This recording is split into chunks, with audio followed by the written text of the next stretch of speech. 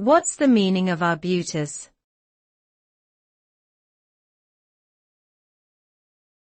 Arbutus.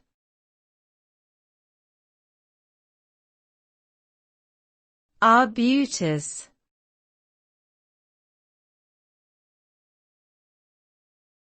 Arbutus.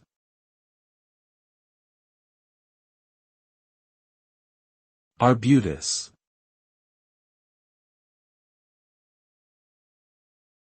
Arbutus is a genus of evergreen shrubs and trees that are native to the Mediterranean regions, North America, and Asia. The name arbutus comes from the Latin word arbutus, meaning strawberry tree. It is so named for its small, red, edible fruit that resembles a strawberry.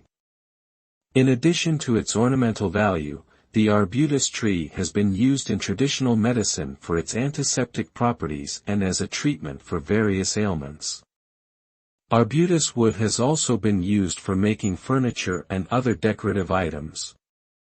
Overall, arbutus is a versatile and beneficial plant species.